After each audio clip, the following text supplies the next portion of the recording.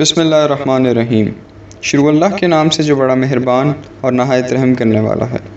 معزز سامعین، آپ سب کو قصص الانبیاء کی قسط نمبر 5 میں خوش آمدید۔ السلام علیکم۔ بہت سے تاریخ دان حضرت ادریس علیہ السلام کا واقعہ حضرت نوح سے پہلے بیان کرتے ہیں اور کچھ تاریخ دان اسے بعد میں رکھتے ہیں، مگر ہم ٹائم لائن کو مد نظر رکھتے ہوئے حضرت ادریس علیہ السلام کے اس مختصر سے واقعے کو بیان کریں گے۔ ہم نے آغاز کیا تخلیق کائنات سے، پھر تخلیق انسان سے، پھر تخلیق حضرت آدم علیہ السلام سے، پھر حضرت آدم علیہ السلام کا واقعہ، پھر قابیل اور حابیل کا واقعہ اور داستان حضرت آدم علیہ السلام اسی طرح پچھلی قسط میں اپنے اختتام کو پہنچی۔ وہیں سے سلسلہ آگے بڑھائیں گے۔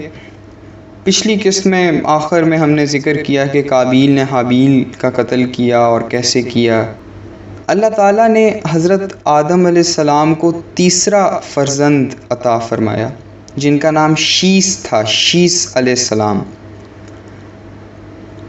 حضرت آدم نے وقت وفات پر تمام لوگوں کو بلا کر حضرت شیس علیہ السلام کو اپنا خلیفہ بنا دیا۔ تو اب حضرت شیس علیہ السلام کی ذمہ داری ہو گئی کہ دین کی تبلیغ انہوں نے کرنی ہے۔ حضرت آدم علیہ السلام پہلے نبی تھے اللہ کے، اور حضرت شیس علیہ السلام اللہ کے دوسرے نبی بنے۔ پھر دنیا کی آبادی پھیلتی چلی گئی اور اسی دوران انہوں نے بابل نامی شہر قائم کیا۔ اب حضرت آدم علیہ السلام جب آئے تو ظاہر ہے کہ کوئی نہیں تھا، پھر آبادی بڑھتی گئی آہستہ آہستہ، تو پھر اس کے بعد بابل نامی ایک شہر بن گیا، اور جب بابل شہر کے لوگ گمراہ ہونے لگے تو وہاں پر اللہ تعالیٰ نے اپنے ایک اور نبی کو بھیجا۔ ان کا نام ادریس تھا، حضرت ادریس علیہ السلام تھا۔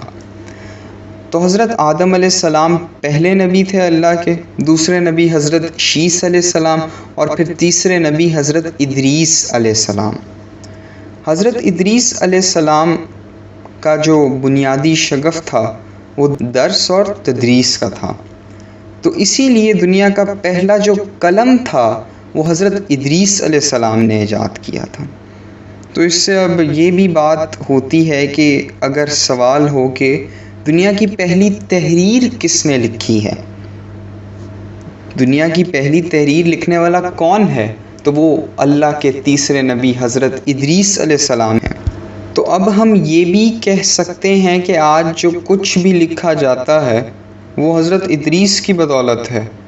اب حضرت ادریس نے قلم کے ساتھ ساتھ کپڑے بھی ایجاد کیے، مطلب اس وقت لوگوں کو اتنا علم نہیں تھا کپڑوں کا، لوگ جانور کی کھال کو پہنتے تھے، تو حضرت ادریس نے ایجاد کیے کپڑے، اور سلائی وغیرہ یہ سارا حضرت ادریس نے ایجاد کیا۔ بعض روایات کے مطابق حضرت ادریس علیہ السلام بابل میں رہے، کچھ روایت کے مطابق حضرت ادریس علیہ السلام مصر میں تشریف لے گئے۔ قرآن مجید میں سورہ مریم میں ان کا تذکرہ ہے۔ آیت کا آخری حصہ ہے، اس کا ترجمہ کچھ یوں ہے کہ ہم نے ان کو اونچی جگہ پر اٹھا لیا۔ یہاں سے واقعے کا آغاز ہو رہا ہے کہ اس کا کیا مطلب ہے کہ ہم نے ان کو اونچی جگہ پر اٹھا لیا۔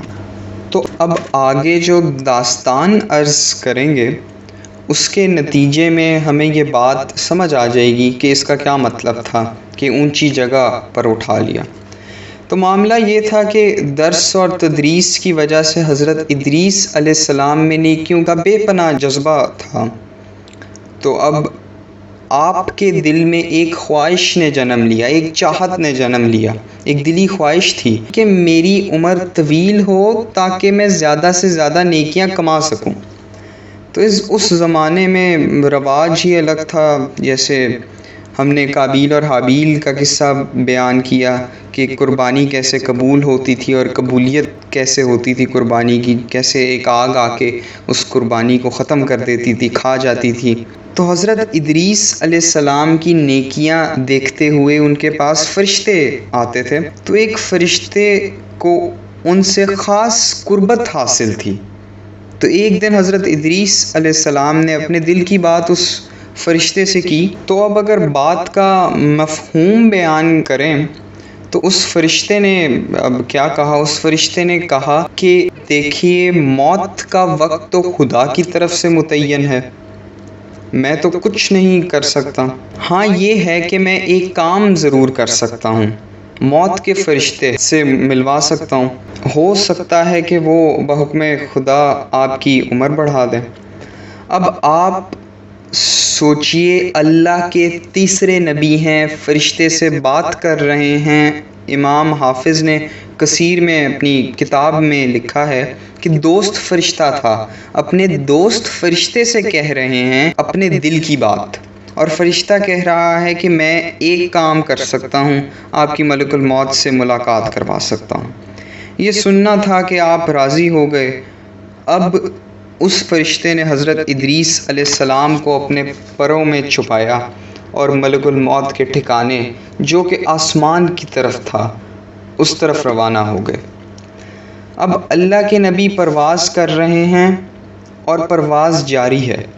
ایک حدیث کے مطابق ایک آسمان سے دوسرے آسمان کا جو فاصلہ ہے وہ 500 سال جتنا ہے، کچھ روایت کے مطابق اس سے بھی زیادہ ہے، مگر وہ اللہ کا فرشتہ تیزی سے ایک کے بعد دوسرا، دوسرے کے بعد تیسرا، تیسرے کے بعد چوتھا آسمان، اور جب چوتھے آسمان پہ پہنچا تو اس نے کیا دیکھا؟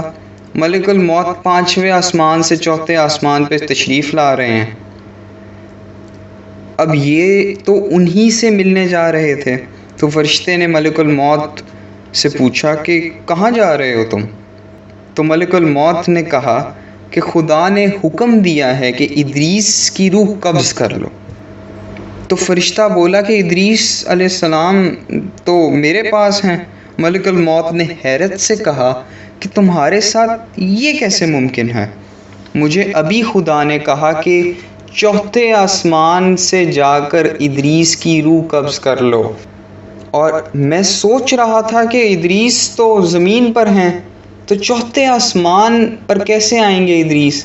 بس یہ کہنا تھا کہ ادریس علیہ السلام نے خدا کے حکم کے آگے سر جھکا دیا اور ملک الموت نے چوتھے آسمان پر ان کی روح قبض کر لی۔ یہ واحد انسان ہیں جن کی روح چوتھے آسمان پر قبض کی گئی ہے، دنیا میں قبر نہیں ہے ان کی۔ اسی کے ساتھ ہماری آج کی قسط کا اختتام ہوا۔ آپ سے ملاقات ہوگی ایک نئی قسط میں، ایک نئے واقعے میں، جو کہ اب بنتا ہے حضرت نوح علیہ السلام کا واقعہ۔ اجازت دیجیے، اللہ حافظ۔